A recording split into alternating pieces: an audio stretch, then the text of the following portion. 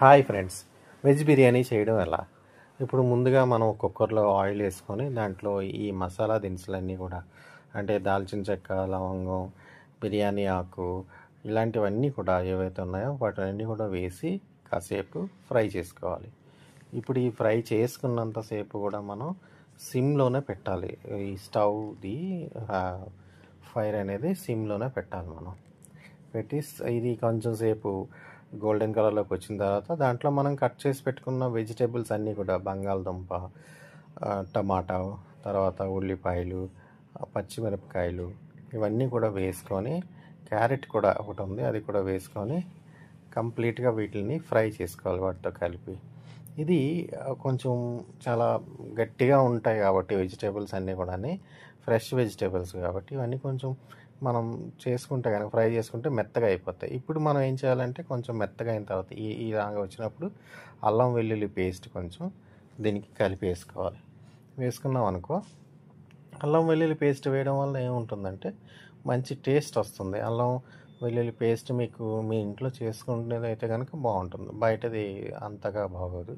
So ఇది అయిపోయిన తర్వాత దాంతోపాటు కొంచెం కొత్తిమీర, కంప్లీట్గా ఇలా కట్ చేసుకున్న కొత్తిమీర ఒకటి వేసుకుంటే కనుక దాంట్లో సరిపోతుంది.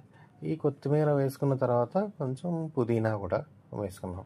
అంటే ఎంతైనా సరే మనకి పుదీనా అనేది ఇంతకన్నా ఎక్కువ వేసుకోవాల్సిన అవసరం లేదు. వేసుకున్న తర్వాత కలుపుకుంటూ ఉంటే కొంచెం అది మళ్ళీ దాంట్లో అంతా మిక్స్ అయ్యేంతవరకు కలుపుకొని దాన్ని మళ్ళీ స్టవ్ మీద మూత పెట్టుకొని కాసేపటి వరకు మనం దాన్ని ఉడికేంత వరకు కొంచెం ఒక 5-10 మినిట్స్ ఉడికేంత వరకు మనం ఉంచుకోవాలి. ఇప్పుడు దీంట్లో ధనియాల పొడి, జీలకర్ర పొడి వేసుకొని దీన్ని కూడా కలుపుకోవాల్సి ఉంటుంది. నేను ధనియాల పొడి వేసాను, ఇంకా జీలకర్ర పొడి వేస్తున్నాను. వేసుకున్న తర్వాత కలుపుకోవాల్సి ఉంటుంది. ఇవి 2 పొడులు వేసిన తర్వాత దీన్ని మళ్ళీ కంప్లీట్గా మిక్సింగ్ ఇలా కలిపేసుకొని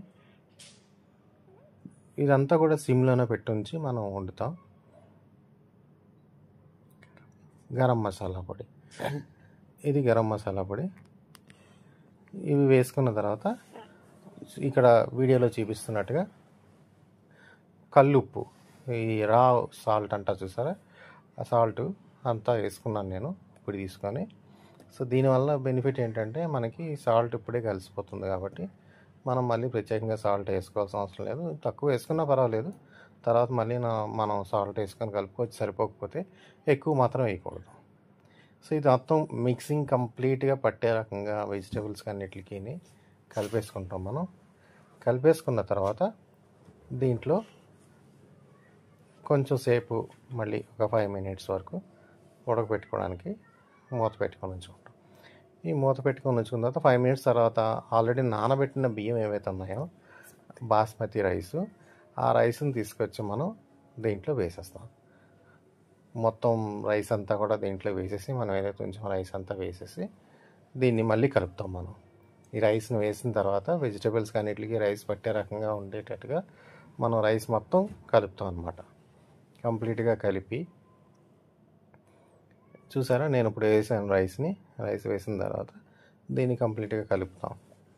కలిపి దీన్ని ఆ తర్వాత ఈ వంట అంతా కూడా మనం కంప్లీట్గా సిమ్లోనే చేస్తుంటాం. ఎక్కువ ఫైర్ పెడితే కనుక అది మాడిపోయే అవకాశం ఉంటుంది. మీకు బిర్యానీ ఎలా వస్తుందంటే మొత్తం అడుగంతా మాడిపోయి దాన్ని తీసుకునేటప్పుడు బాగోదు. సో ఇప్పుడు నేను కలుపుతున్నాను ఇదంతా కూడా రైస్ని దీంట్లో పూర్తిగా కలిపేసి దీంట్లో మళ్ళీ కొంచెం నీళ్ళు పోసుకోవాలి.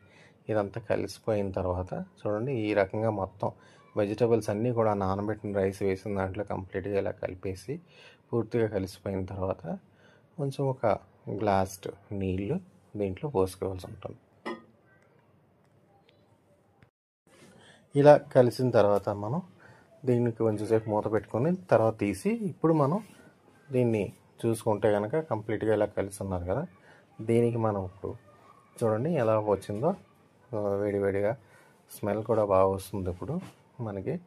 ఇప్పుడు మనం దీంట్లో కొంచెం వాటర్ పోసుకుంటాం. వాటర్ పోసుకొని మళ్ళీ దీన్ని మూత పెట్టుకుంటాం. చూడండి, ఒక గ్లాస్ వాటర్ తీసి నేను పోసుకున్నాను. ఇంకా కావాలంటే కొంచెం ఎక్కువ పోసుకోవచ్చు. ఎక్కువ నీళ్ళు పోసేసరికి ఏమవుతుందంటే రైస్ మెత్తగా అయిపోతుంటుంది.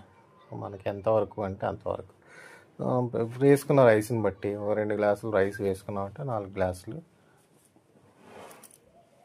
గ్లాసులు రైస్ వేసుకున్నామంటే 4 గ్లాసులు వాటర్ని వేసుకోవాల్సి ఉంటుంది. సో ఆ విధంగా వేసుకున్న తర్వాత దీన్ని మొత్తం కంప్లీట్గా కలిపేసి చూడండి, అలా మొత్తం తేలిపోతున్నట్టుగా ఉంది కదా. కంప్లీట్గా కలిపేసి మూత పెట్టేసేయాలి. మూత పెట్టేసామనుకో, మూత పెట్టేసిన తర్వాత ఒక 20 నిమిషాలు అంతే, బిర్యానీ రెడీ. సో ఈ బిర్యానీతో పాటు పెరుగు చట్నీ ఉంటే ఎలా ఉంటుంది, భలే ఉంటుంది కదా. చూడండి, పెరుగు చట్నీ కూడా చేశాను. ఇది వీడియో మీకు నచ్చితే కనుక లైక్ చేయండి, సబ్స్క్రైబ్ చేయండి, కామెంట్ కూడా చేయండి. సో మరిన్ని వీడియోలు కావాలనుకుంటే సబ్స్క్రైబ్ చేయండి.